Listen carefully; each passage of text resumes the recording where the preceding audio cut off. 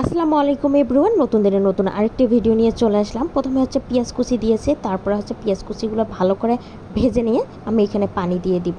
পানি দিয়ে তারপরে আমার হচ্ছে মশলাগুলো দিয়ে দিব। আমার মশলাগুলো সবসময় শুকনো থাকে, এই কারণে হচ্ছে মাঝে মাঝে আমি হচ্ছে পেঁয়াজ কুচিটা ভালো করে ভেজে নিয়ে পানি দিয়ে তারপরে একে একে মশলাগুলো দিয়ে নিই, নয়তো হচ্ছে মশলাগুলো পুড়ে যাওয়ার সম্ভাবনা থাকে। আর এই তো আমি হচ্ছে জিরা গুঁড়া খুব সামান্য পরিমাণে ছিল, সেটাও দিয়ে দিলাম। এখানে হচ্ছে এখন ভালো করে মশলাটা কষিয়ে নিব। মশলা কষানো হয়ে গিয়েছে, এখন আমি ট্যাংরা মাছগুলো দিয়ে দিলাম। আর ট্যাংরা মাছটা আমার কিন্তু খেতে দারুণ লাগে। যাই হোক, এখানে হচ্ছে ট্যাংরা মাছ আমার কষানো হয়ে গিয়েছে, এখন হচ্ছে আমি ঝোলের পানি দিয়ে দিলাম। আজকে হচ্ছে ট্যাংরা মাছের ঝোল করব। ট্যাংরা মাছের ঝোলটা করে আগে আগেই আমার হাজব্যান্ডকে খাইতে দিয়েছি, পরে হচ্ছে কচুর তরকারিটা আমি আস্তে আস্তে রান্না করেছি। কারণ হচ্ছে খুব জলদি রান্না করেছি। আমি একটু বাইরে গিয়েছিলাম, পরে এসে ট্যাংরা মাছ হইতে তো টাইম লাগে না।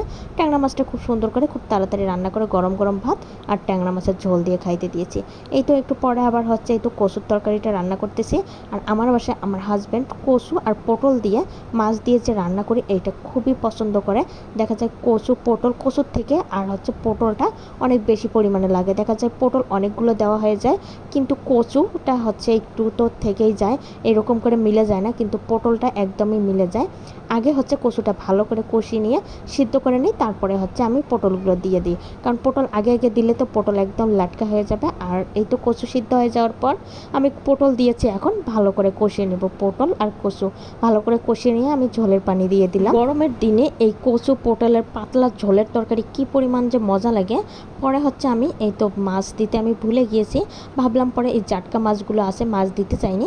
পরে ভাবলাম না, জাটকা মাছগুলো দিয়ে আজকে খেয়ে দেখি তরকারিটা কেমন লাগে। জাটকা মাছ দিয়ে আমি হচ্ছে পটল কচু এটা কিন্তু একটু কষিয়ে নিয়েছি, নিয়ে তারপরে এই তো আমি ঝোলের পানি দিয়েছি। আর জাটকা মাছ হইতেও কিন্তু সময় লাগে না, যে কষিয়েছে তাতেই হচ্ছে আমার মাছটাও রান্না হয়ে গিয়েছে। আর এখন ঝোলের পানিও দিয়েছি, আমার কচু রান্নাও কমপ্লিট। আজকের মতো এই পর্যন্ত। আল্লাহ হাফেজ।